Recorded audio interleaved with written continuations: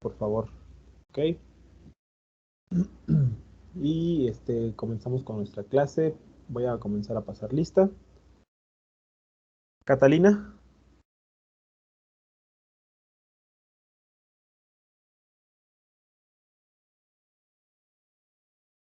Catalina Cebo.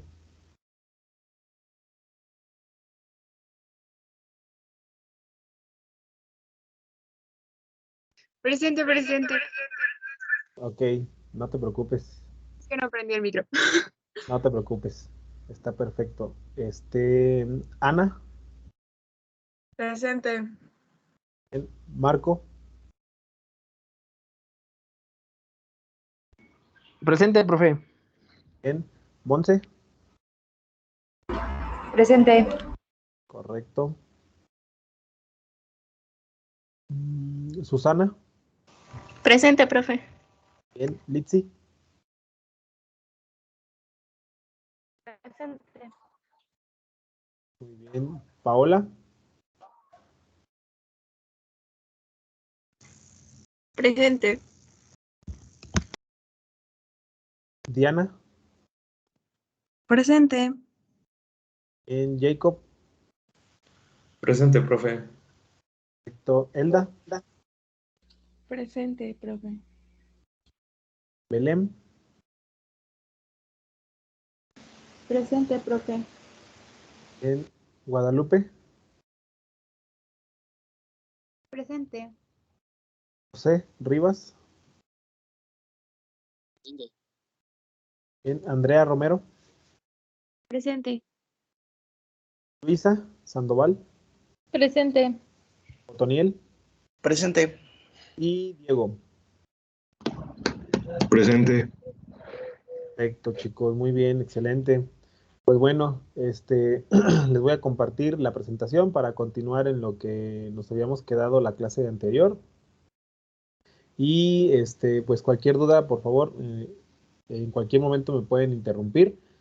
También es importante mencionarles que el día de hoy vamos a ver unos casos clínicos para que ustedes más o menos vean qué les podrían preguntar en el examen.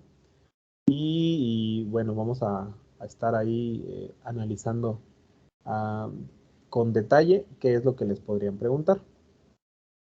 En la última sesión vimos nosotros la clasificación que podíamos tener acerca de la, de la diabetes, ¿sale? De las personas diabéticas y vimos que, pues bueno, existen diferencias significativas entre un tipo de diabetes y otro. Entonces, para poder, en primer lugar, si se sospecha de que una persona es diabética, pues bueno, se tienen que realizar estudios. Y el primer estudio que se hace, pues es una química sanguínea, ¿no? Con la química sanguínea ustedes van a poder ver que los valores de glucosa están elevados. Cuando están elevados, entonces pueden decir, ok, casi es un hecho que la persona es diabética. Y otra prueba que se utiliza es la hemoglobina glucosilada. La hemoglobina glucosilada es una prueba bien importante que se le hace a las personas sobre las cuales se les sospecha algún tipo de diabetes. ¿Y en qué se basa esta prueba? Se basa pues en una reacción que ocurre en nuestra sangre de manera normal, de manera natural, que es la unión de la glucosa con la hemoglobina. Esta unión de la hemoglobina con la glucosa es una reacción no enzimática, ¿vale? Es decir, no está presente ninguna enzima, sucede de manera natural y además cuando la glucosa se le pega a la hemoglobina no le modifica su función, es decir, la hemoglobina sigue funcionando perfectamente bien. El único paso, la única situación es que la hemoglobina, cuando la glucosa se une con la hemoglobina, lo hace de manera, con enlaces covalentes, es decir, lo hace de manera muy fuerte que ya no se va a separar en todo el tiempo que dura el eritrocito, ¿ok? Entonces la glucosa y la hemoglobina no se van a poder separar, se van a quedar unidas y así van a estar circulando durante 120 días, ¿ok? Existen diferentes tipos de hemoglobinas glucosiladas, existen 4 descritas a la perfección, ¿ok? Y de estas 4 hemoglobinas glucosiladas, la que me interesa solamente es la hemoglobina glucosilada C, la de tipo C, ¿ok? Esta hemoglobina glucosilada, comparándola con las otras tres, es la que se encuentra de manera más abundante, es decir, cerca del 80% de toda la hemoglobina glucosilada que está en nuestra sangre va a ser de tipo C. Y les voy a platicar rápidamente cuál es la diferencia entre cada una de ellas. La hemoglobina glucosilada, bueno, en primer lugar, esto lo vamos a ver en la práctica 5. Hemoglobina, lo voy a poner con color blanco para que puedan visualizar mejor. La hemoglobina se abrevia HB. La hemoglobina se va a dividir en tres. Tenemos tres tipos de hemoglobinas, ¿ok? La hemoglobina A, que es la del adulto, que se encuentra aproximadamente en un 98% en nuestra sangre, ¿ok? La hemoglobina A2,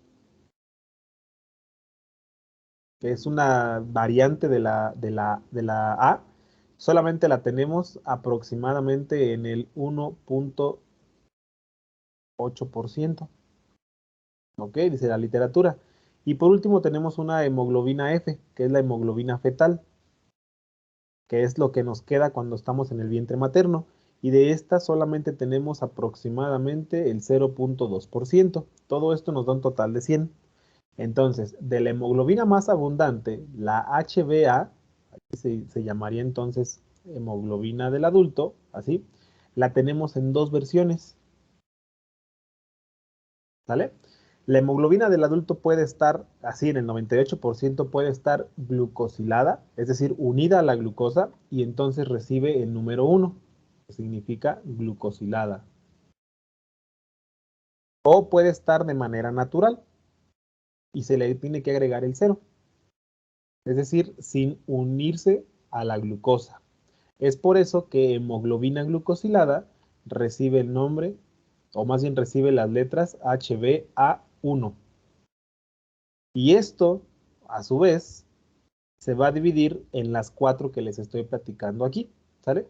Podemos tener la A1, podemos tener la A2, podemos tener la B y podemos tener la C, ¿ok? ¿Hasta aquí alguna pregunta?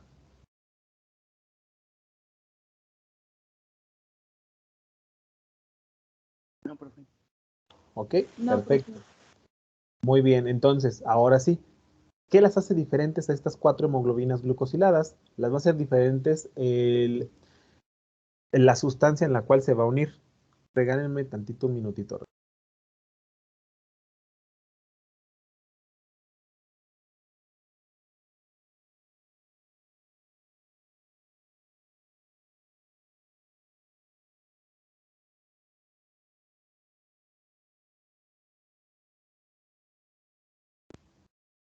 Listo, chicos, perdón. Les decía, ¿qué les va a hacer diferentes a estas cuatro hemoglobinas? El sustrato con el cual se van a unir. La más abundante es la hemoglobina C, que abarca el 80%, como ya les había dicho, y es la más importante porque es la unión de la hemoglobina con una glucosa. Es lo normal, lo que normalmente se le considera como hemoglobina glucosilada. La B, la hemoglobina B, es la unión de una hemoglobina, ¿sale? Con piruvato, que es el final de la glucólisis. Por lo tanto, no tiene ninguna implicación médica, o sea, no nos sirve para absolutamente nada, ¿ok? La hemoglobina A1, esta es la unión de la hemoglobina con la fructosa 1,6 bifosfato, ¿ok? Que también es un intermediario de la glucólisis. Por lo tanto, aquí voy a poner una flechita, ¿sí? Y así, ¿sale? Que es para reflejar la unión. Y entonces esta tampoco nos sirve para absolutamente nada, ¿ok? Y por último tenemos a la hemoglobina 1A2. Esta hemoglobina A2 nos va a hacer referencia a la unión de la hemoglobina con la glucosa 6-fosfato, ¿ok? Tampoco nos sirve para absolutamente nada. Por eso lo más importante es la C, ¿vale? Bueno, les puedo borrar la información de aquí de abajo para que aparezcan más letras. Profe, ¿con qué dijo que estaba unida? ¿Cuál? La última. Con glucosa 6-fosfato. Gracias. ¿Sí?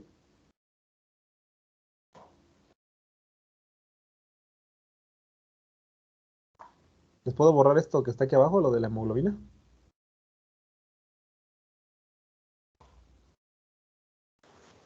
Tantito, profe, ahorita. Vale, me dicen, porfas.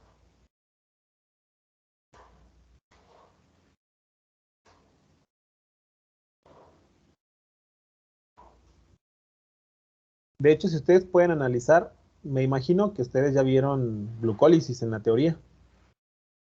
Si ustedes pueden analizar, la hemoglobina, cuando se le denomina glucosilada, es la unión de la hemoglobina con cualquier intermediario, o más bien no con cualquiera, sino con algún intermediario de la glucólisis. La C es con la glucosa, así como entra al eritrocito. La A2 es con la primera reacción, que es la glucosa 6-fosfato. La A1 es con la tercera reacción, que es la fructosa 1,6-bifosfato. Y la B es con la última reacción, que es con el piruvato.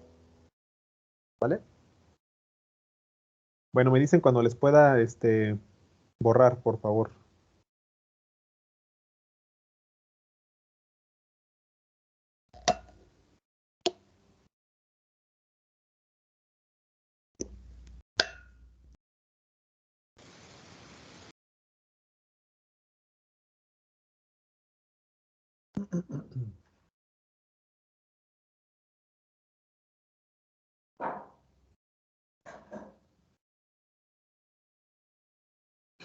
Ya, profe.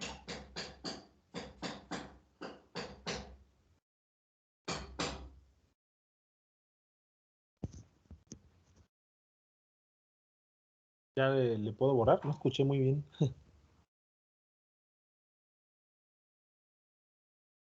Sí, profe. Sí, profe. Vale, perfecto. Voy a cambiarme de lugar para continuar, ¿vale? Ahorita regreso.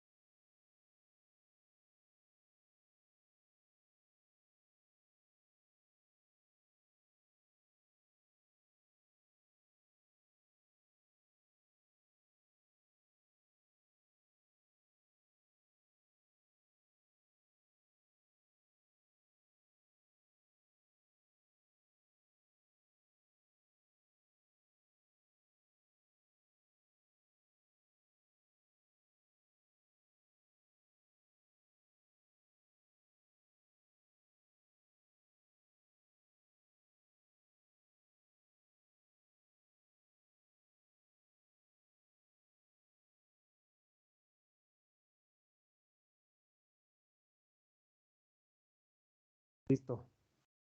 Perdón, me cambié porque vinieron a hacer un trabajo aquí en la casa y por eso estaban haciendo ruido, entonces mejor me cambié para que no se escuchara tanto. Disculpen todo que no podemos terminar la clase, ¿sale? Bueno, les decía entonces, la hemoglobina más importante es la hemoglobina C y la tasa en la cual se va a formar, la velocidad sobre la cual se va a formar la hemoglobina C es directamente proporcional, como nos dice la literatura, es directamente proporcional a la concentración de la glucosa. Es decir, entre más glucosa tenga en mi sangre, mayor unión con la hemoglobina vamos a tener.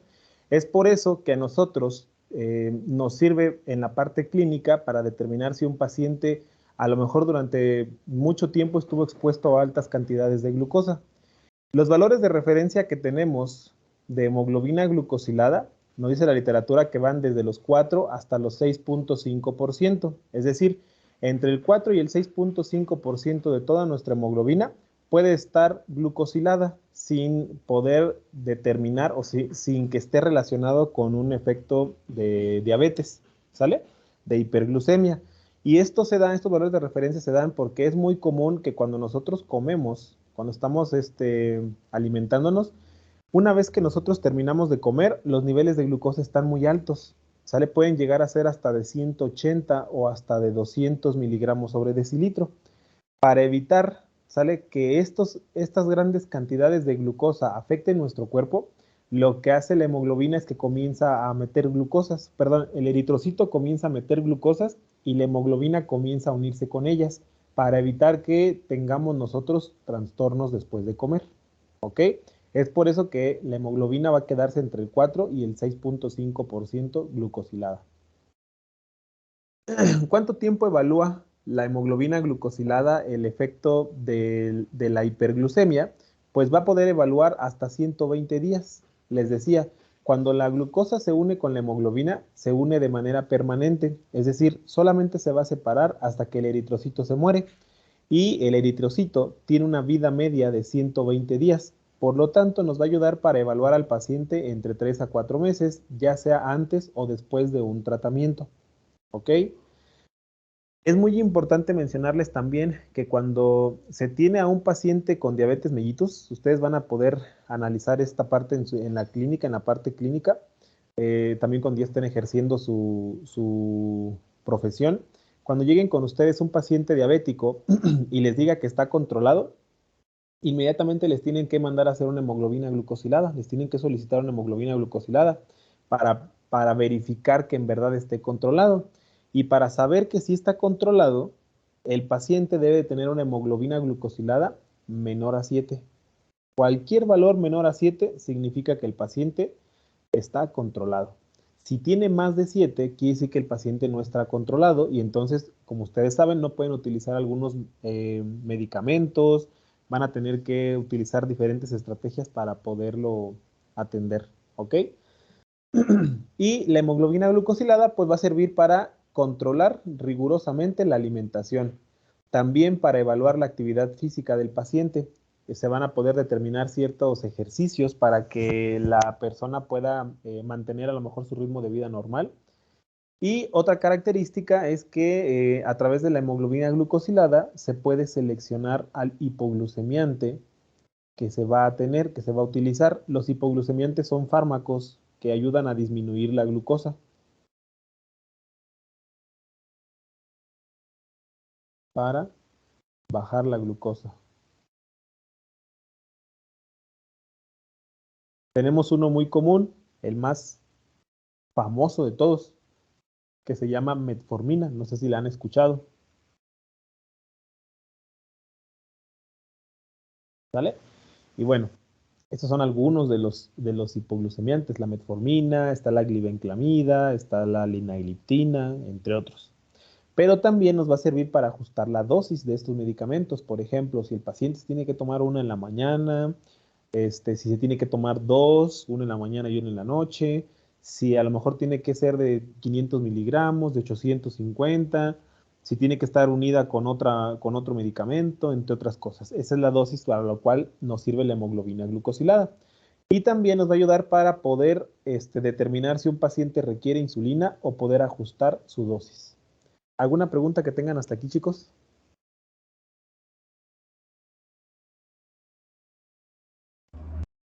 Profe, ¿qué significaba la VR que tiene de 4 a 6.5? Valores de referencia. Lo voy a poner aquí mejor. Valor de referencia.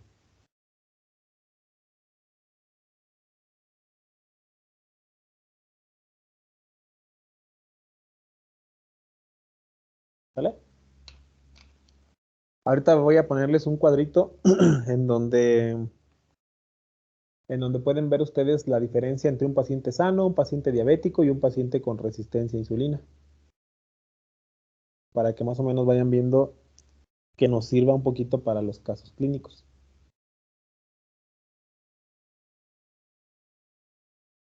¿Alguna otra pregunta que tengan, chicos?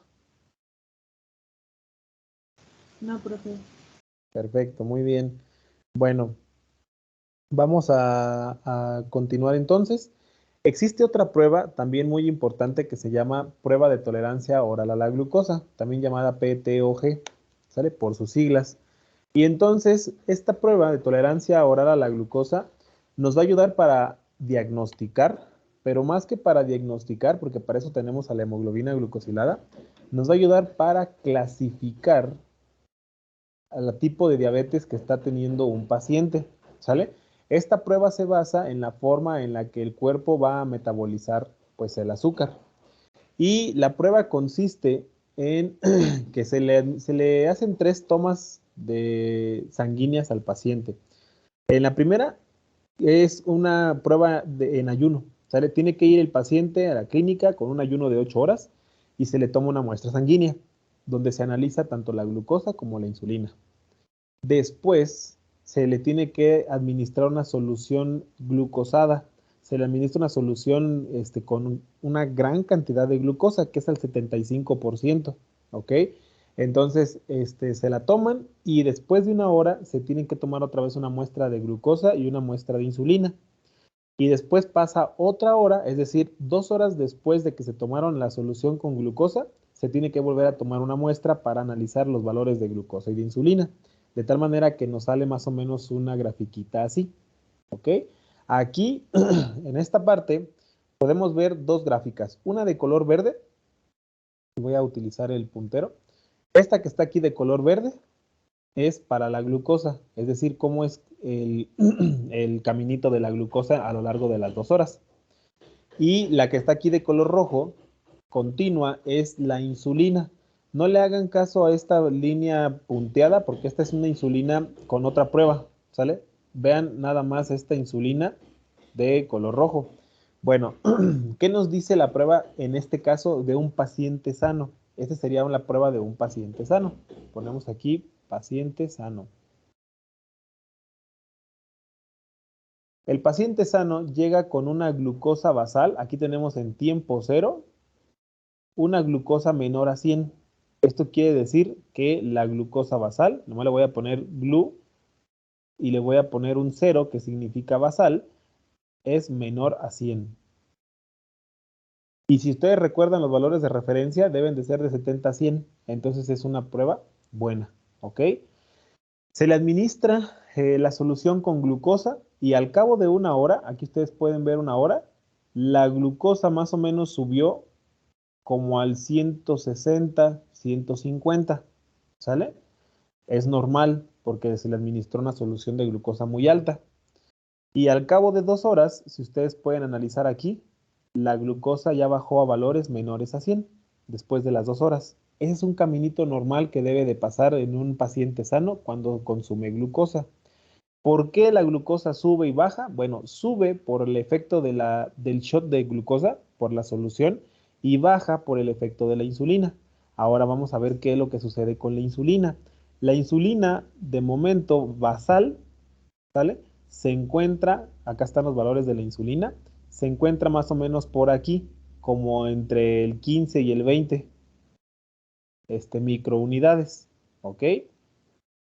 Cuando se administra el shot de glucosa, al cabo de una hora, la insulina llegó aquí, ¿sale? Más o menos como al 145 microunidades. Al cabo de 2 horas, si ustedes ven, en 2 horas prácticamente disminuyó considerablemente casi a niveles normales, bajó como a 50 los niveles de insulina. Es decir, aquí la insulina subió porque subió la glucosa y conforme la glucosa iba disminuyendo, la insulina también iba disminuyendo. ¿Sí les quedó claro este gráfico, chicos? Sí, profe. Eso es lo normal que debe de ocurrir en todas las personas. vamos a analizar un gráfico diferente y ustedes me van a decir qué es lo que está pasando. Si ustedes analizan en este gráfico, en primer lugar, la glucosa basal está aquí. Al cabo de 1 hora quedó por acá y al cabo de 2 horas quedó aquí.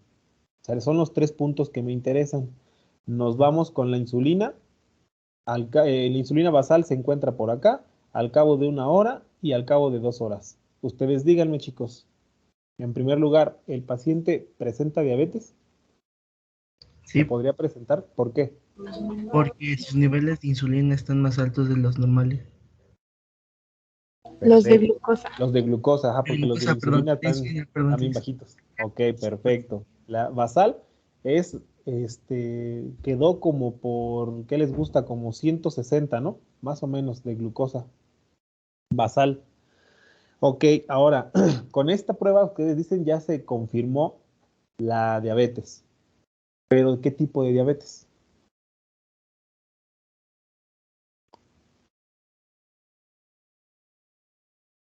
¿Cuál creen? Del tipo 1, ¿Por qué? por la insulina que no tuvo reacción alguna. Exactamente, sale exacto. Si ustedes analizan, pues nos va a servir la insulina en esta prueba para determinar qué tipo de diabetes es. Como ustedes pueden ver, la insulina basal pues se encuentra baja, o sea, ahí no hay ningún problema, debe de estar ligeramente baja, ¿sale? Pero cuando se consume la glucosa, la insulina no reacciona, como si no produjera nada en nuestro cuerpo. Por lo tanto, esta gráfica nos da pie a que es un paciente diabético de tipo 1, ¿sale? ¿Qué se esperaría en una gráfica con un paciente diabético de tipo 2? Bueno, la glucosa seguiría igual, ¿sale? Sube y no baja. Pero la insulina, aquí sí, la insulina tendría un pico. No tan grande, pero sí tendría un pico. Más o menos se vería así para que fuera diabetes de tipo 2. O inclusive la insulina puede estar alta, puede ser normal, pero ya no es funcional. ¿Sale? Pregunta, chicos, para eso nos sirve en esta prueba. Es bien interesante para poder clasificar el tipo de diabetes. Es muy fácil y la verdad es muy rápida.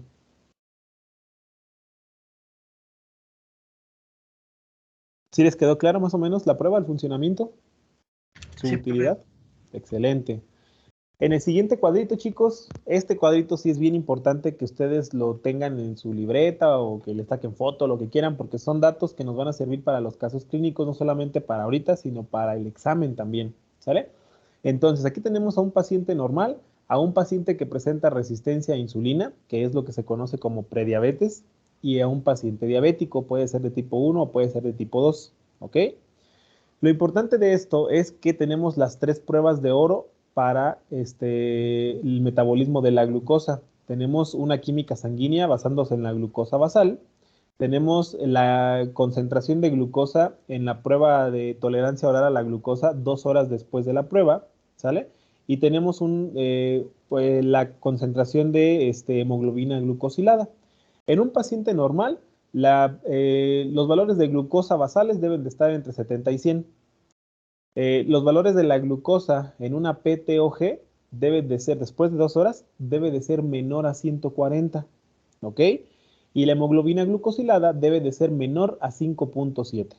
Estos valores, estos 3 valores para estas 3 pruebas son de un paciente normal, ¿vale? Que no presenta ningún trastorno con el metabolismo de la glucosa. Si se considera un paciente prediabético, la primera sospecha pues es la glucosa basal, que nosotros la vemos en una química sanguínea. Y los valores de la glucosa basal en una persona con resistencia a insulina van a ser mayores a 100, van a estar entre 100 y 125, lo que ya se conoce como una hiperglucemia, ¿ok? Si en ese momento el paciente dice, ok, me hago la prueba, sale entre 100 y 125, se va a sospechar que el paciente o es diabético o es con resistencia a insulina, ¿sale? O está tratado, ¿no? Entonces se hace la PTOG y los valores de la glucosa después de 2 horas van a estar entre 140 y 199 para determinar que el paciente es prediabético. Se hace la hemoglobina glucosilada y sus valores van a estar entre 5.7 y 6.4%. Estos son los valores para un paciente con resistencia a insulina, que todavía es reversible, se puede curar y puede regresar a ser un paciente normal. Si se descuida el paciente con prediabetes, entonces se convierte en paciente diabético. Y los pacientes con diabetes mellitus tienen una hemoglobina mayor, perdón, una glucosa basal mayor o igual a 126, como es el caso de la prueba que vimos anteriormente. En una prueba de tolerancia oral a la glucosa, 2 horas después de administrar la glucosa, esta debe de estar mayor a 200 para determinar que el paciente es diabético. Y obviamente la hemoglobina glucosilada va a ser mayor o igual a 6.5 para poder determinar que el paciente es diabético. Obviamente todas estas determinaciones se tienen que confirmar por una segunda ocasión. Es decir, con una sola prueba de PTOG o con una sola hemoglobina glucosilada no pueden determinar o no se va a poder determinar que el paciente es diabético, normal o prediabético. Se tiene que hacer 2 veces, excepto en algunas situaciones donde haya una descompensación metabólica aguda, por ejemplo, en una deshidratación, ¿sale? Cuando un paciente está deshidratado, esa es una descompensación metabólica. Cuando un paciente entró en shock, ¿sale? Entre otras cosas. ¿Ok? Sí, ¿les quedó claro el cuadrito, chicos? Sí, profe. Sí, profe. Perfecto, muy bien. Pasamos a nuestro siguiente metabolito. Ya los demás metabolitos son mucho más sencillos. Ahorita vamos a ver el nitrógeno ureico. El nitrógeno ureico es la cantidad de nitrógeno que va a circular en forma de urea en el torrente sanguíneo, ¿sale? Normalmente los equipos antiguos no miden la urea, nos miden el nitrógeno de urea. Y nosotros tenemos que hacer un cálculo. Se los digo porque probablemente en el examen les pidan eso. Es decir, les den el nitrógeno de urea y ustedes tengan que calcular la urea. Ahorita les digo cómo la calculan, ¿ok? Y pues es una forma indirecta de conocer a la urea, ya que todo el nitrógeno que circula por nuestro torrente sanguíneo, que se le conoce como BUN, todo el nitrógeno ureico, pues es el que va a formar parte de la molécula de urea. La urea es una sustancia, es una molécula que se produce y se libera en el hígado, ¿sale? Hacia el torrente sanguíneo para finalizar en nuestro riñón, en donde se va a eliminar. La urea entonces es el producto del metabolismo de nuestras proteínas, ¿ok? Es decir, cuando nuestro cuerpo ya no necesita las proteínas, las tiene que descomponer hasta formar la urea, ¿ok? Y bueno, se va a eliminar a través del riñón, a través de la orina, y por obvias razones, como se elimina a través del riñón, pues esta molécula es una señal del funcionamiento de nuestro riñón, ¿ok? Es bien importante mencionar que si tenemos nosotros acumulado urea en nuestro cuerpo, es muy probable que se deba a que nuestro riñón ya no está funcionando correctamente, ¿ok? Ahora, para que se pueda formar la urea, deben de seguir ciertos pasos o se siguen a una serie de pasos. Entre ellos destaca la desaminación. ¿A qué le suena la palabrita desaminación, chicos?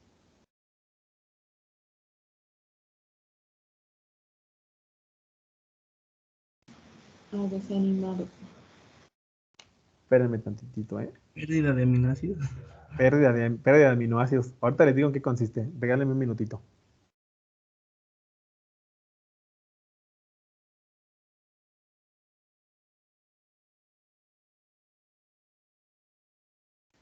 Listo, chicos. Desaminación. La palabrita se conforma de como dos raíces. Por un lado, des, que significa sin, ¿sale? Y por otro lado, aminación, amino, ¿sale? Los aminoácidos tienen 2 grupos funcionales principales, el componente ácido y el componente amino. Por lo tanto, ¿sale? Si se le conoce como desaminación, se le quita el grupo amino. Es decir, si ustedes recuerdan la estructura del aminoácido, más o menos es así. Aquí tenemos el carbono alfa, acá tenemos el grupo amino, acá tenemos el grupo carboxilo y acá tenemos pues un hidrógeno, ¿sale? Y entonces, la característica de los aminoácidos cuando sufre la desaminación es que se elimina este grupo amino, se le quita. ¿Y qué nos va a quedar? Solamente nos va a quedar un ácido. ¿Ok? Entonces, cuando se le quita el grupo amino a los aminoácidos de las proteínas, Lo que nos queda solamente es el componente ácido, pero el grupo amino se transforma en amoníaco, ¿ok? Inmediatamente de que se libera el grupo amino de los aminoácidos, se transforma en amoníaco. El amoníaco es una molécula citotóxica, es decir, nos puede contaminar la sangre formando alcalosis o puede provocar que las células se truenen, ¿sale? Por los efectos de la oxidación. Por lo tanto, ¿sale? El amonio, o en este caso el amoníaco, puede ayudarnos a formar otros dos aminoácidos, que es la glutamina y el glutamato. Si no se reutiliza, se tiene que convertir en urea en nuestro hígado. Y esta formación de amoníaco a urea, ustedes la van a ver en la teoría, ¿ok? Así es como se va a formar entonces nuestra urea en el hígado. Aquí recuerden que esto se lleva a cabo en el hígado. Ahora, es bien importante mencionar que a diferencia de la glucosa, a partir de ahorita en adelante, todos nuestros metabolitos van a tener dos valores, uno para los hombres y otro para las mujeres. En este caso, ustedes pueden ver cómo para los hombres tenemos valores de referencia que van de 9 a 20 miligramos sobre decilitro. Y para las mujeres tenemos valores que son de 7 a 17. Esto solamente es porque anatómicamente los hombres tenemos una mayor cantidad de proteínas en nuestro cuerpo, ¿ok? Y como tenemos más proteínas, es más fácil que las proteínas, aquí le vamos a poner proteínas, se descompongan en aminoácidos y que los aminoácidos sufran desaminación para formar amoníaco. Y el amoníaco obviamente se convierte en urea. ¿Sale? ¿Alguna pregunta de aquí, chicos?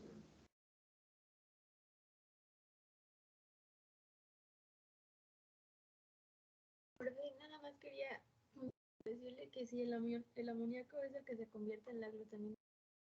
Así es. De hecho, ahorita se los iba a colocar aquí porque dije a lo mejor no les especifiqué esta parte. El amoníaco nos ayuda a resintetizar. ¿Sale? Aquí le ponemos se reutiliza. Si se reutiliza, el amoníaco se transforma en glutamina o se transforma en glutamato. ¿Sale? Si no se reutiliza, el amoníaco se debe de convertir en urea. Si no se reutiliza. ¿Sale? ¿Mejor?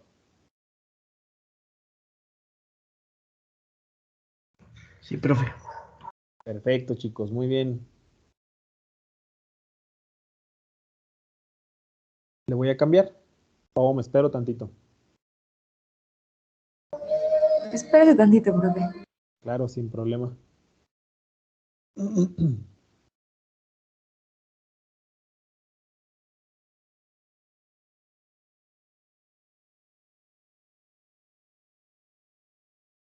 ¿Quién dijimos que les daba la teoría?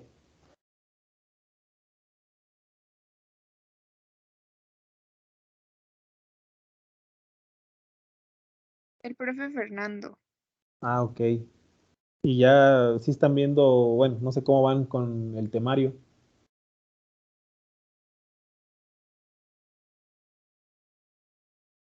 ¿Sí ya vieron glucólisis?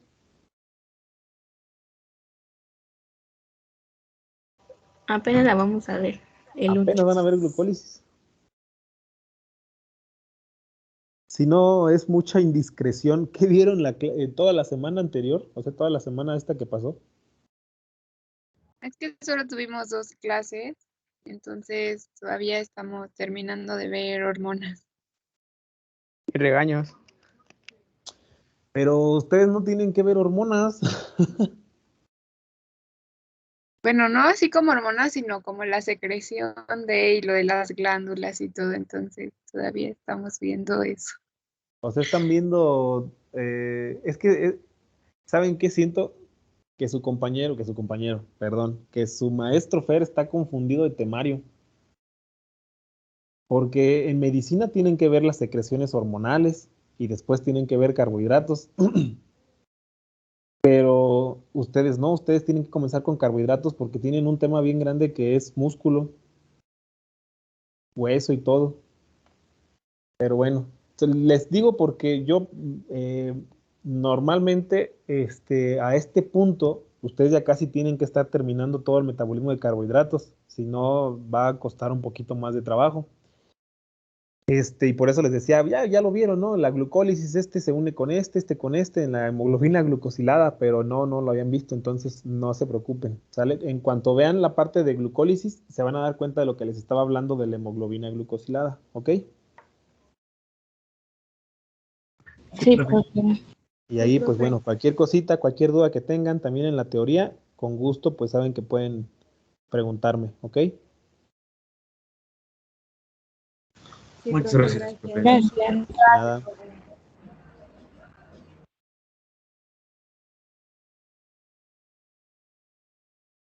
Ok, me dicen cuando ya le pueda cambiar. Ya, profe. Perfecto. Este es un dato nada más curioso para que pues lo tengan ahí en en sus ideas dominicales cuando estén con su familia reunidos en una carne asada. Digan, ¿ustedes sabían que cuando una persona tiene valores mayores a 200 miligramos sobre decilitro de urea en la sangre, es una candidata, es una persona ideal para que se realice diálisis porque si no se va a morir? Eso es lo que ustedes tienen que decir en una charla dominical. Entonces, aquí esta parte es literalmente médica. Pacientes con más de 200 miligramos sobre decilitro es una persona que necesita forzosamente que se le realice diálisis porque su riñón ya no está funcionando para nada bien. ¿Ok? Y con esto, chicos, es bien importante mencionar que existen una gran cantidad de enfermedades que están asociadas a un aumento de nitrógeno ureico. El aumento de nitrógeno ureico se le denomina hiperazotemia. Y si hablamos nada más de la urea, el aumento de urea se le denomina hiperuremia, para que no se les vaya a olvidar. ¿Ok? Ambos me representan exactamente lo mismo. Si el nitrógeno ureico está elevado, por obvias razones, la urea también va a estar elevada. ¿Ok? Si la urea está elevada, el nitrógeno ureico también va a estar elevado. Por lo tanto, lo pueden utilizar como si fueran sinónimos. ¿Ok? De todas las enfermedades o de todos los trastornos que van a estar asociados a un aumento de nitrógeno ureico, se van a dividir en dos. Son las más importantes las que les van a preguntar en el examen. Por un lado tenemos una función renal disminuida que es la más común, ¿ok? Es decir, el riñón ya no está funcionando como debería de funcionar, ya está dañándose, ya está funcionando menos. Y la otra enfermedad se llama azotemia, ¿ok? La azotemia puede ser de tres tipos: prerrenal, renal y postrenal. Estas son las enfermedades que les pueden preguntar en su examen. En el caso de una azotemia prerrenal, como ejemplo, les pongo una hemorragia gastrointestinal, es decir, cuando un paciente tiene a lo mejor o tuvo úlceras y estas úlceras reventaron, se genera una hemorragia gastrointestinal. Aquí el paciente puede presentar una azotemia prerrenal y por lo tanto el nitrógeno ureico o la urea van a estar elevados. ¿Ok? También cuando un paciente está en shock no nos referimos a que estén espantados. Shock significa una disminución del volumen sanguíneo. Por ejemplo, si alguien de ustedes sufre una lesión muy fuerte, por ejemplo, en su brazo, y tiene derrame sanguíneo, así en exceso, por ejemplo, cuando alguien sufre un accidente automovilístico y a lo mejor sufre un corte muy grande en su brazo, en su pierna o en alguna región de su cuerpo y comienza a salir mucha sangre, eso significa shock, ¿sale? Es un shock hipovolémico, ¿vale?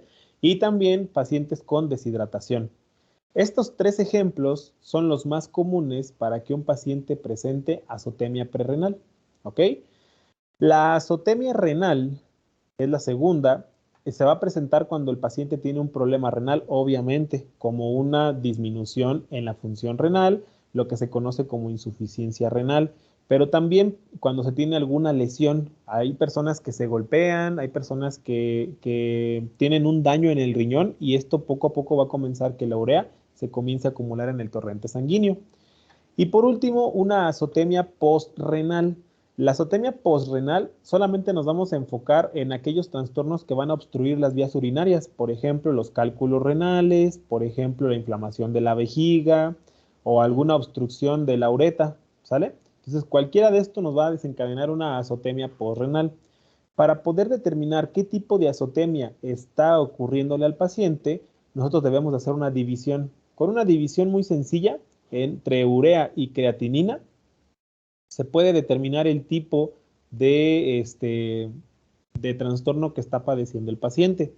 Si la relación de la urea sobre creatinina es más grande que un valor que 80, significa que es una azotemia prerrenal y puede ser por la hemorragia, el shock o la deshidratación. Si la relación de urea y creatinina es más pequeña que 40, significa que el problema literalmente es del riñón y se debe a una lesión o a una insuficiencia renal. Si el valor no cae en ninguna de las dos, pues obviamente va a ser una postrenal, ¿vale? Las demás no se las van a preguntar, pero bueno, también en la enfermedad de Addison, una dieta alta en proteínas o el uso de algunos fármacos, por ejemplo, los corticosteroides y las tetraciclinas. Por eso enfóquense en las que les estoy palomeando. Y por otro lado, una disminución de nitrógeno de urea, que lo vamos a representar como una hipoazotemia. Aquí me confundí. Hipoazotemia. O también llamada hipouremia, ¿sale?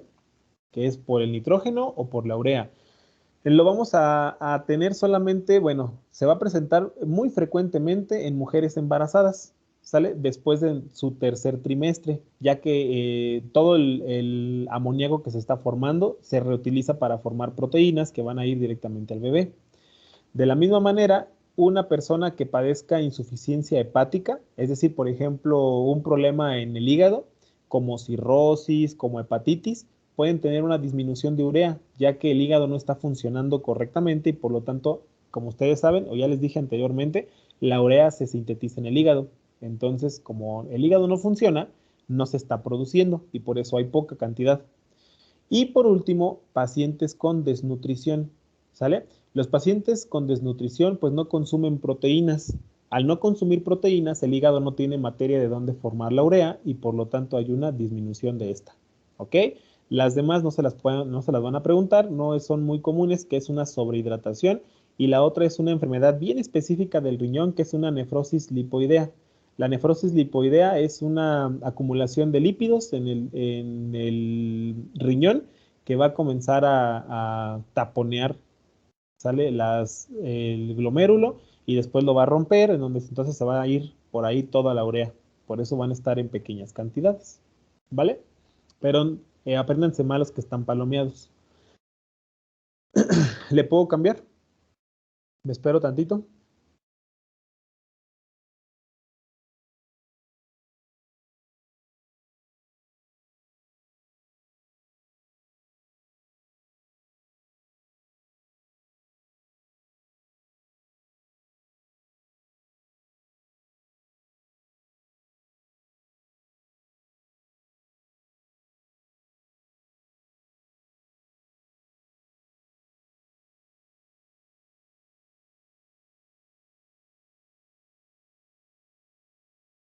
¿Le puedo cambiar, chicos? Sí, profe. Va, perfecto. Bueno, ¿cómo es que vamos a obtener los valores de urea a partir del nitrógeno de urea? Bueno, aquí en la formulita que les pongo en la izquierda, esta es la formulita de la urea. Si ustedes se pueden dar cuenta, la urea es una molécula muy simple. ¿Cuántos nitrógenos forman parte de la urea?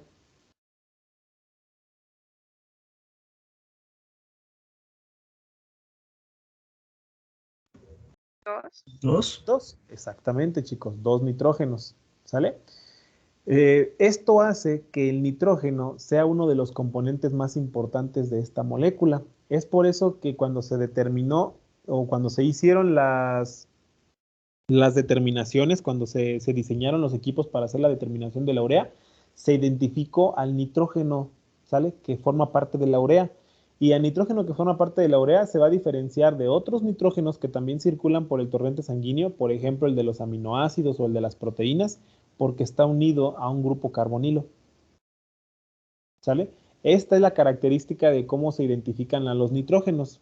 Ahora, para poder determinar o para poder encontrar la concentración de la urea a partir de los nitrógenos, se tuvo que hacer un cálculo, ¿sale? De la relación que existe entre la molécula de urea y la cantidad de nitrógenos. Y todo se hizo basándose en el peso molecular.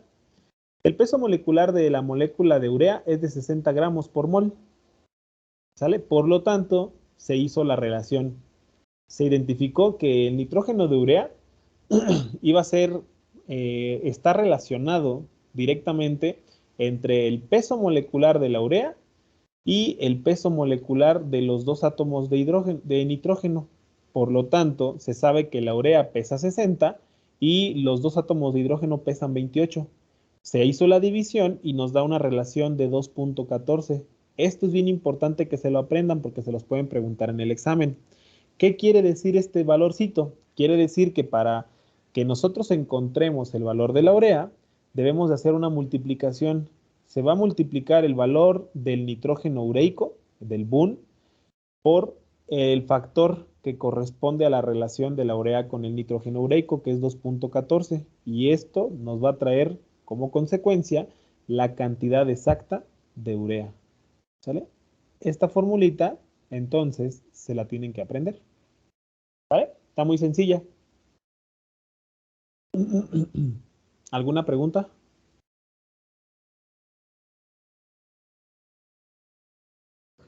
Profe, ¿los valores del boom nos lo van a dar directo o se tiene que sacar otra fórmula para...? No. Los valores del Boon ya se los da el equipo. Así le dicen, de Boon tienes tanto. Ustedes tienen que calcular la urea. Ok, muchas gracias. De nada. De hecho, les decía, algunos equipos ya nos dan la urea, o sea, ya no se tiene que multiplicar nada. Pero se los digo porque luego en el examen así son. Les dicen, pues que calculen el Boon, que calculen la urea. Y ya nomás les dan el Boon. Le dicen, por ejemplo, de Boon, el paciente tiene 13.67. Calcula la cantidad de urea. Ustedes toman el 13.67, lo multiplican por 2.14 y lo que les dé es la concentración de urea. Este es como un ejemplo. ¿Vale?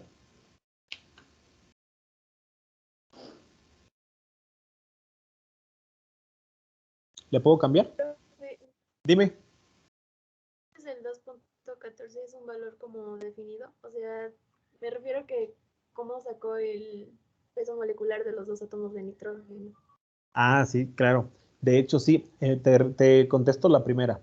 El 2.14 sí ya es un factor, ya es un valor definido, no cambia por persona, no cambia por nada del mundo, porque la relación, si tú divides 60 entre 28, te da 2.14. Ahora, ¿de dónde sale el 60 y de dónde sale el 28? Bueno, el peso molecular o masa atómica sale, cuando hablamos de un átomo, pues es la masa atómica, se le llama masa atómica, y tampoco cambia, ya está determinado. Ustedes pueden ver en la tabla periódica, en el internet inclusive, cuál es el peso molecular del nitrógeno, y les va a decir que el nitrógeno tiene un peso molecular de 14. No va a cambiar, es su peso del nitrógeno. Es una propiedad intrínseca que ya no va a cambiar. Independientemente del número de nitrógenos que tengamos, cada nitrógeno va a pesar 14. ¿Ok? Y el peso molecular, ¿sale? Cuando hablamos de una molécula, no se llama masa atómica, se llama peso molecular, que para fines prácticos es exactamente lo mismo, nada más que lo referimos a átomos o lo referimos a moléculas.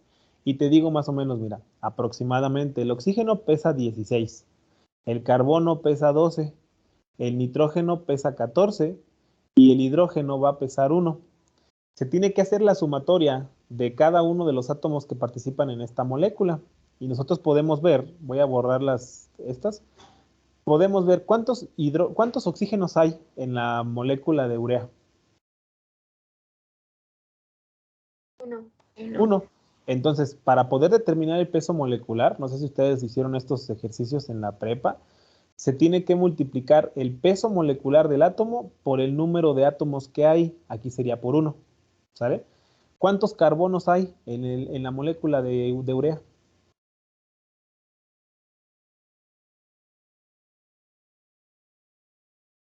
Uno. También hay 1, se multiplica por 1. ¿Cuántos nitrógenos hay? 2. 2. ¿Cuántos hidrógenos hay? 4, ¿no? 4, pero pesa 1. Por eso le puse pesa 1, pero hay 4. Entonces se hace la multiplicación y se suma todo al final. 16 por 1 son 16, 12 por 1 son 12, 14 por 2 son 28 y 1 por 4 son 4. Se suman 16 y bueno, vamos a hacer más fácil. 16 y 12 son 28. 28 y 28 son 56. 56 y 4 son 60. Ese es el peso molecular de la urea y no cambia jamás en la vida. Entonces, siempre la relación va a ser 60 entre 28, porque es el peso molecular de los nitrógenos y el peso molecular de la urea. Por eso es un valor que ya está definido. Ese no va a cambiar nunca. ¿Vale?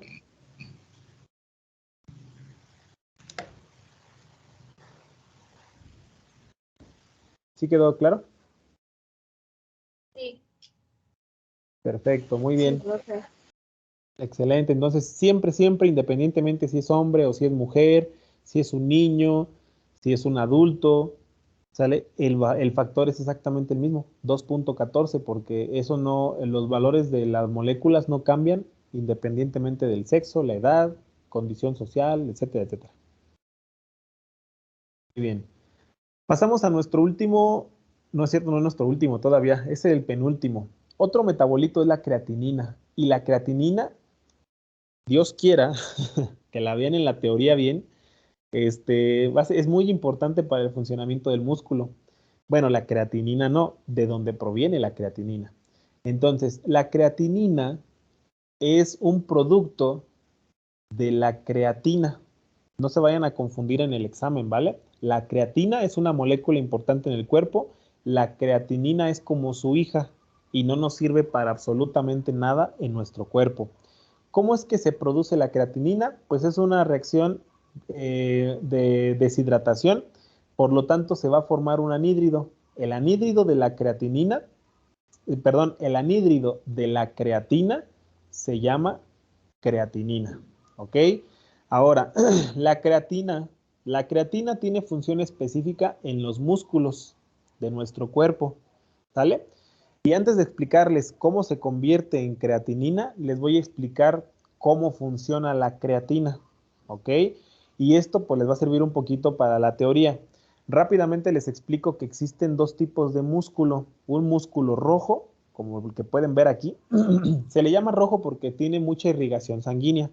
Entre más irrigación sanguínea, quiere decir que la sangre le va a aportar una mayor cantidad de oxígeno. Los músculos catalogados como músculo rojo tienen muchas mitocondrias porque reciben mucho oxígeno, por lo tanto, realizan un tipo de glucólisis que se denomina glucólisis aerobia. ¿Ok?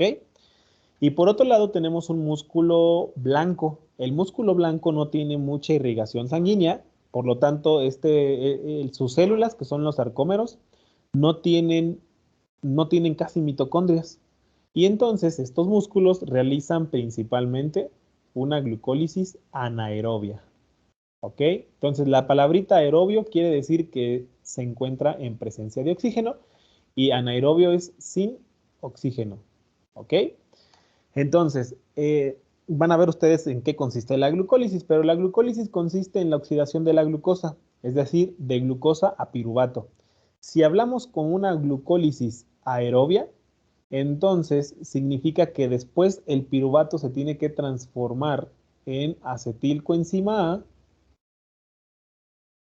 y posteriormente entrar a al ciclo de Krebs y después a la cadena transportadora de electrones. Esto me parece que ustedes lo vieron en primero, ¿ok? Pero si hablamos de una glucólisis anaerobia, entonces, les repito, glucólisis es de glucosa a piruvato. En la glucólisis anaerobia, en ausencia de oxígeno, no hay mitocondrias, entonces no puede irse a la cadena transportadora ni al ciclo de Krebs. Simplemente el piruvato se transforma en ácido láctico. La glucólisis anaerobia se realiza principalmente en los eritrocitos, en los glóbulos rojos y obviamente en el músculo blanco, ¿ok? Ahora, ya que se convierte en ácido láctico, pues no gana mucha energía. La glucólisis, cuando hablamos de glucólisis aerobia, nos va a dar aproximadamente 32 moléculas de ATP por molécula de glucosa, ¿ok? Pero si hablamos de una glucólisis anaerobia, por una molécula de glucosa solamente nos va a dar 4 ATPs, ¿ok? Ustedes van a decir, ¿quién nos va a dar más energía? Pues nos va a dar más energía la glucólisis aerobia. Pero el músculo blanco no puede realizar mucho la glucólisis aerobia, ¿sale? Realiza una mayor cantidad de glucólisis anaerobia. Ahora, ¿por qué les explico esto? El músculo normalmente realiza dos mecanismos. Para el movimiento realiza la contracción y la relajación, ¿ok? Entonces, para que se pueda llevar a cabo contracción y relajación, necesita ATP, ¿ok? ¿Qué pasa cuando el músculo no tiene grandes cantidades de ATP? Pues no podría realizar la contracción y la relajación. En este tipo de músculo que no tiene suficiente cantidad de ATP, existe una reserva energética que es la creatina fosfato o fosfato de creatina. ¿Sale? ¿Qué es lo que sucede con esta molécula? Como ustedes pueden ver, tiene un grupo fosfato aquí y el grupo fosfato es el que utiliza el sarcómero para la contracción y la relajación. Entonces, cuando no hay ATP, se utiliza la creatina fosfato, ¿sale? Como molécula energética. Y entonces, cuando la creatina fosfato se utiliza, pierde el grupo fosfato. Aquí tenemos la pérdida del grupo fosfato, de tal manera que se convierte solamente en creatina. Aquí les voy a poner creatina fosfato, pierde el grupo fosfato y se convierte en creatina. ¿Ok? Se pierde el grupo fosfato. La creatina tiene la particularidad de que se puede regenerar, o sea, puede ser una reacción reversible cuando ya se tienen cantidades de ATP suficientes. Es decir, si en ese momento el músculo produce ATP, entonces el ATP le va a donar un grupo fosfato a la creatina para que la creatina se convierta en creatina fosfato y otra vez se mantenga la reserva energética. ¿Ok? Y es un círculo.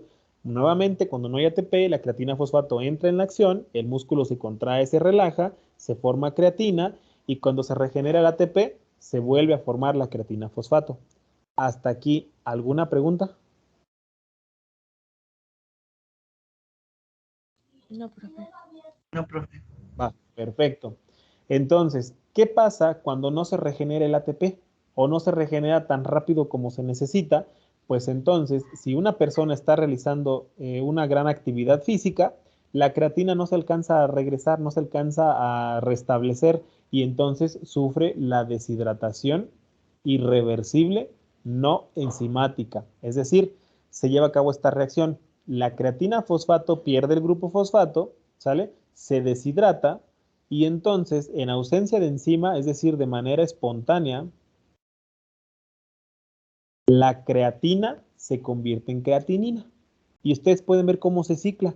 Una vez que se cicla, ya es una reacción irreversible, es decir, la creatinina ya no se puede convertir ni en creatina ni en creatina fosfato. Por lo tanto, la creatinina se considera un metabolito de desecho. Quiere decir que ya trabajó lo que tenía que trabajar y ya se tiene que eliminar. ¿Preguntas hasta aquí?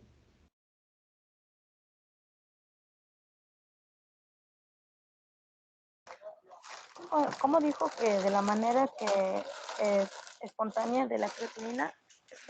Ya lo escuché. Claro, les decía que se conoce como una reacción espontánea porque no necesita enzima. Aquí le ponemos no necesita enzima, ¿ok? Y como no necesita enzima y es espontánea, cuando sucede este paso, no se puede revertir. Nuestro cuerpo no puede restablecer a la creatinina o no la puede volver a transformar en creatina fosfato. Por eso se considera un metabolito de desecho. Por eso digo que es espontáneo, porque no requiere de enzimas. ¿Vale? Profe, a ver si entendí bien. Sí. Entonces, en el ciclo de creatina, fosfato, creatina, si este ciclo no se lleva a cabo, la creatina se termina convirtiendo en creatinina. Así es. Ok, gracias, profe. Perfecto. Está excelente la idea bueno, lo que me dijiste. De hecho, voy a borrar la información que les puse de color rojo. ¿Está bien o me espero tantito?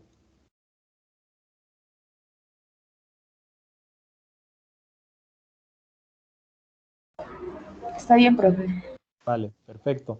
Como dijo su compañero, si hacemos un breve resumen, tenemos nosotros así un ciclo. Por un lado tenemos creatina fosfato, que sirve como reserva energética, en donde cuando regala su grupo fosfato al sarcómero, se sigue realizando la actividad física, es decir, contracción, relajación, pero me va a quedar creatina. La creatina se puede volver a regresar a creatina fosfato en presencia, aquí le voy a poner aumento de ATP. Cuando hay un aumento de ATP, el ATP puede ayudar a que la creatina se restablezca en creatina fosfato. Y es un ciclo, como él decía. La creatina se fosforila, se convierte en creatina fosfato. Cuando el cuerpo lo necesita, la creatina fosfato pierde su grupo fosfato que lo manda al sarcómero y se convierte en creatina. Se restablece, lo pierde, se restablece, lo pierde. Pero si no hay ATP, vamos a ponerlo por acá, si nuestra reserva de ATP todavía no se restablece, entonces la creatina no se puede convertir nuevamente en creatina fosfato. Por lo tanto, la creatina sufre la modificación irreversible en ausencia de enzimas y se convierte en creatinina. Cuando se convierte en creatinina, se tiene que eliminar.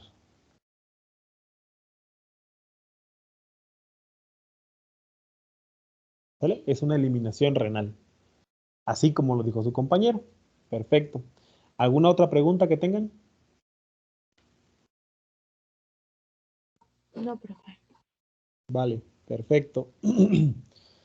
Entonces, borro esa información y les decía, como la creatinina es un producto de desecho, pues la excreción de esta molécula, ¿vale? La excreción de la creatinina es directamente proporcional a la masa muscular. Es decir, entre más actividad física una persona haga, más creatinina va a expulsar por la orina. Pero sus valores de creatinina en la sangre deben de ser los mismos, deben de mantenerse estables, porque nada más la tienen que eliminar, ¿ok? ¿Cómo se eliminan? Se eliminan obviamente a través del riñón, ¿ok? Ya que al ser catalogado como un metabolito de desecho, esta sustancia se debe de eliminar con la misma rapidez que se está produciendo. Si yo normalmente produzco 3, pues se tienen que eliminar los 3. Pero si en algún momento yo hago actividad física, es decir, voy al gimnasio, hago bicicleta, corro, nado, lo que sea, se va a producir una mayor cantidad de creatinina. Y si se producen a lo mejor 10, pues con la misma rapidez que se están creando, se tienen que eliminar para que solamente me queden los 3 que circulan por mi torrente sanguíneo. No sé si les queda claro eso, chicos.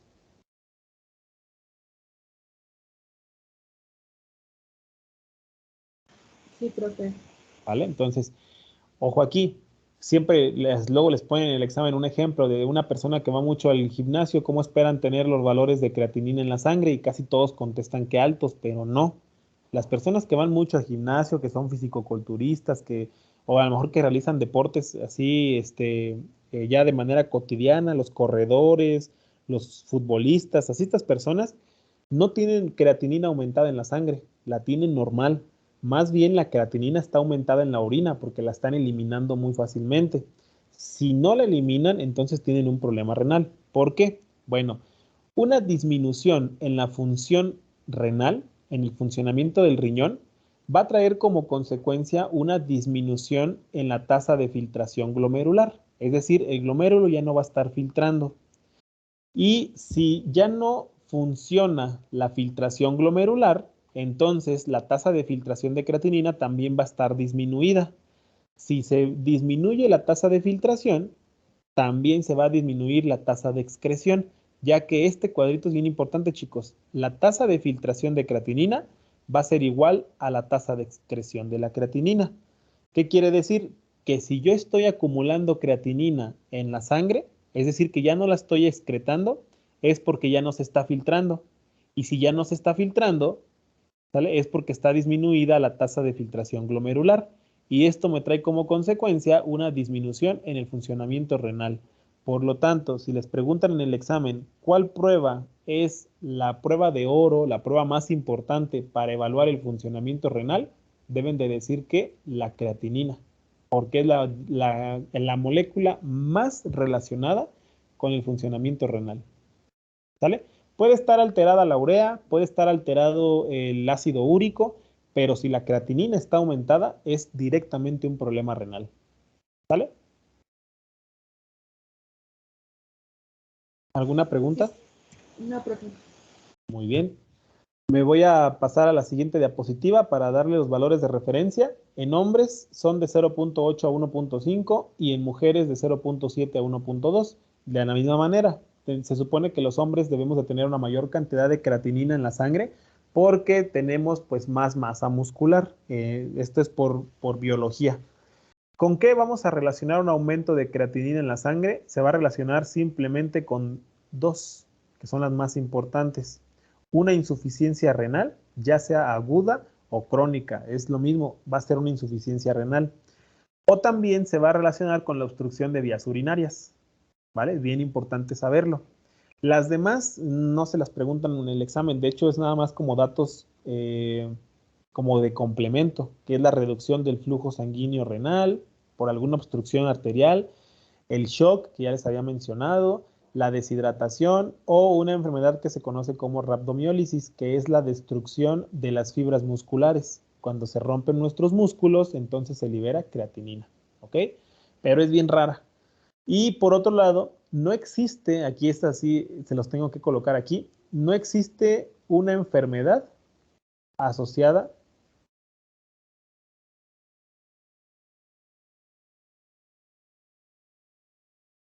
a una disminución de creatinina en la sangre. Para que lo tengan en mente. ¿Sale? Y esto es bien importante. ¿Con qué se asocia una disminución de creatinina? Pues simplemente con el debilitamiento o con la disminución de masa muscular. Es decir, no vamos a hacer ejercicio. Si no hago ejercicio, no se produce creatinina y por lo tanto los niveles comienzan a disminuir.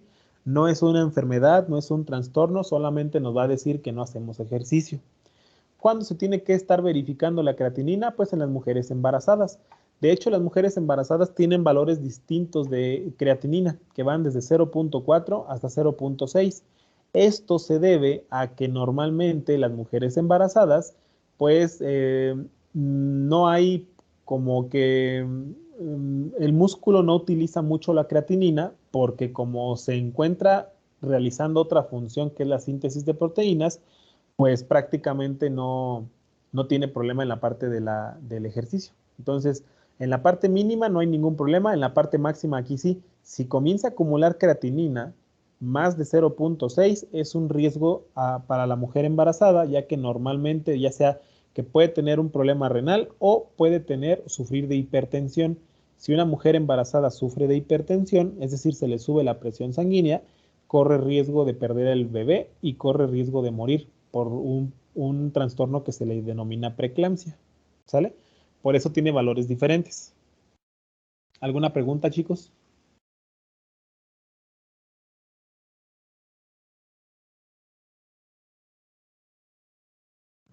No, profe. Vale, perfecto. Yo creo que no me va a dar tiempo de ver el caso clínico, pero lo vemos el próximo viernes sin ningún problema. Como quiera la práctica 2, nos van a dar 3 sesiones y la verdad no está tan larga. Entonces, en el próximo viernes vemos el caso clínico y comenzamos con la práctica 2. Ahorita nada más terminamos el otro metabolito, que es el ácido úrico, y ya en la siguiente sesión vemos bien los casos clínicos. ¿Les parece bien? Para que mientras vayan estudiando, vayan haciendo las preguntas de su manual y ya estén más preparados para el caso clínico. ¿Sale? Sí, profe. Vale, perfecto. Excelente. Entonces terminamos con el ácido úrico. El ácido úrico, ustedes saben que es el producto final para el catabolismo de las purinas. Es decir, cuando nuestro cuerpo ya no necesita las purinas, las convierte en ácido úrico. ¿Quién se encarga de convertir a las purinas en ácido úrico? Una enzima bien importante en nuestro cuerpo que se denomina xantina oxidasa, que la vamos a abreviar con XO, ¿sale? La xantina oxidasa. Y ojo aquí, apréndanselas porque en el examen a veces se las preguntan. ¿Cuál es la enzima encargada de sintetizar o producir el ácido úrico? Tienen que poner xantina oxidasa, ¿ok? Nosotros tenemos, de todo el ácido úrico que vamos a tener en nuestro cuerpo, el 60% es endógeno, es decir, proviene de las purinas de nuestro propio cuerpo. Y el 40% del ácido úrico es de tipo exógeno, es decir, proviene de las purinas de los alimentos. ¿Ok? Esta relación es bien importante porque cuando tenemos exceso de ácido úrico en nuestro cuerpo, normalmente se debe al exógeno, a que consumimos mucho. ¿Sale? ¿En dónde tenemos xantina oxidasa? La xantina oxidasa se distribuye ampliamente en el cuerpo. Sin embargo, dentro de los principales órganos tenemos al hígado, al intestino delgado y al riñón, en donde el hígado y el riñón contribuyen principalmente para el ácido úrico endógeno, mientras que el intestino delgado es el que participa más activamente en el ácido úrico exógeno. ¿Ok? Una de las características importantes es que el ácido úrico sí tiene una función en nuestro cuerpo, a diferencia de todas las demás, ¿sale? El ácido úrico funciona como un antioxidante, por eso nuestro cuerpo debe de producir ciertas cantidades de ácido úrico. Y al funcionar como antioxidante, evita que tanto los lípidos como las proteínas o las moléculas transportadoras de colesterol, que son las lipoproteínas de baja densidad, se oxiden, ya que si los lípidos o las LDL se oxidan, pueden traer como consecuencia, aquí se los voy a poner, puede traer como consecuencia que se comiencen a obstruir las arterias, lo que se conoce como aterosclerosis. ¿Ok? Y si se comienzan a obstruir las arterias, pues corre riesgo de que el paciente presente un infarto o un accidente cerebrovascular o cualquier problema relacionado con la circulación sanguínea. Y en el caso de las proteínas, cuando nuestro ácido úrico evita que las proteínas se oxiden, entonces ayuda a que las membranas celulares se encuentren íntegras. Si no, más bien, si el ácido úrico no evitara que las proteínas se oxidaran, entonces la membrana celular se tendría que romper y esto provocaría apoptosis. ¿Sale? ¿Hasta aquí alguna pregunta, chicos?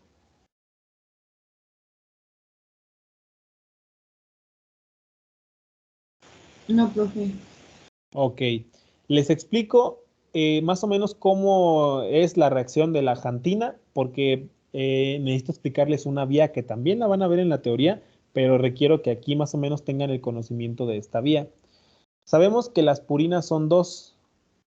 Por un lado tenemos a la adenina y por otro lado tenemos a la guanina. Guanuna, iba a poner guanina.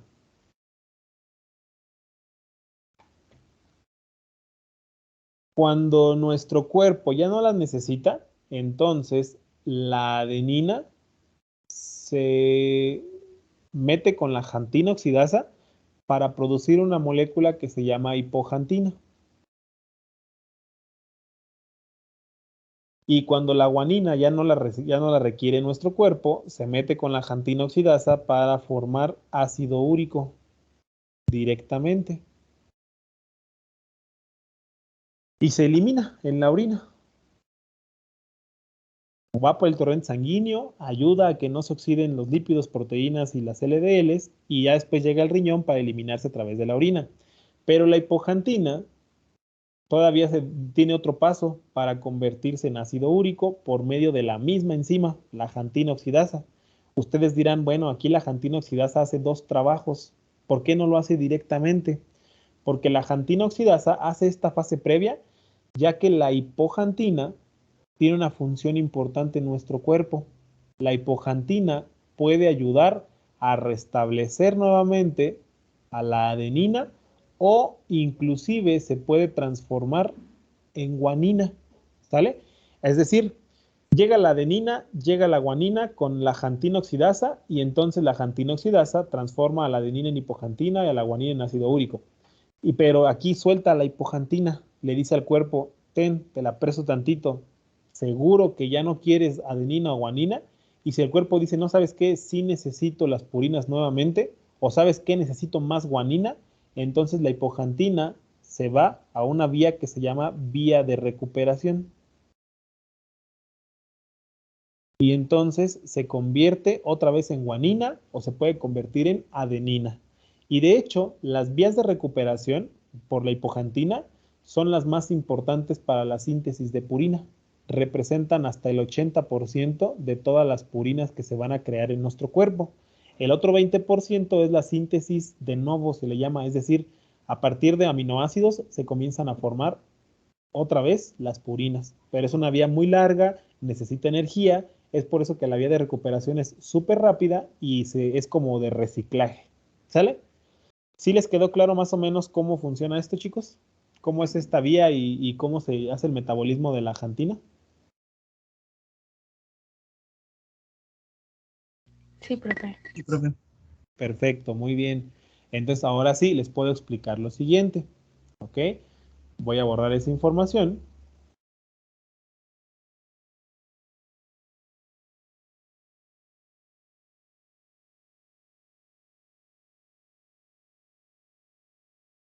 ¿Sale? Y les explico rápidamente que normalmente nosotros vamos a tener exceso de ácido úrico por diferentes medios. Por ejemplo, cuando producimos mucho, que es una hiperproducción, o cuando tenemos una recuperación inadecuada. Por eso les quería explicar esta vía, porque si no se lleva a cabo la vía de recuperación, entonces toda la hipoxantina se va a convertir en ácido úrico y ahí es cuando se va a aumentar nuestros niveles de ácido úrico. ¿Cuándo vamos a tener una recuperación inadecuada? Cuando tenemos problemas con algunas enzimas que se encargan de la vía de recuperación, que son trastornos también muy comunes, ¿vale? Tenemos ahí un síndrome que ustedes lo van a ver en la teoría. También cuando tenemos una excreción ineficaz, es decir, cuando nuestro riñón ya no funciona adecuadamente, cuando hay destrucción celular masiva, por ejemplo, pacientes que están teniendo quimioterapias, o cuando vamos a la playa y no nos ponemos protector solar y estamos todo el día bajo el sol, ahí también tenemos destrucción celular destrucción de las células de la piel. Ahí también se puede generar una cantidad elevada de ácido úrico. O cuando estamos consumiendo alimentos ricos en purinas, por ejemplo, las carnes rojas, que son las más comunes que tienen una gran cantidad de purinas. Y entonces, cuando la concentración del ácido úrico aumenta, es decir, cuando el paciente presenta hiperuricemia, entonces ya no se puede solubilizar en el torrente sanguíneo, ¿vale? Sino que entonces se forman cristales de urato de sodio. Estos cristales, ¿sale? Se comienzan a acumular en las articulaciones y van a comenzar a formar o más bien van a comenzar a deformarlas. Forman como bolitas, ¿ok? En las articulaciones pueden ser en los dedos, en las manos, en los pies, en las rodillas. Y la formación de estas bolitas se les conoce como tofos, ¿ok? Es un aumento de ácido úrico con algún proceso inflamatorio. Si no se trata a tiempo, ¿sale? Los tofos pueden evolucionar a artritis gotosa, lo que se conoce comúnmente como gota, ¿sale?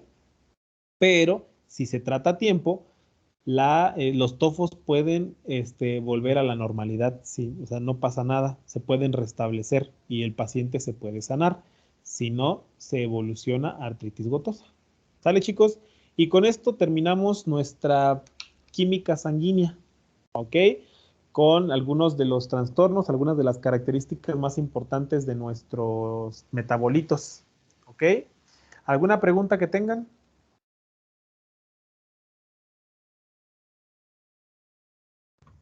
No, profe. Perfecto. Pues les deseo que tengan un excelente fin de semana. Estudien esta parte que vimos. Cualquier duda que tengan, en la siguiente clase la podemos aclarar. Disculpen hoy por la tardanza, por estar interrumpiendo la clase de que me cambié de lugar. Pues espero que hayan aprendido lo más posible de estos metabolitos que nos hacen falta.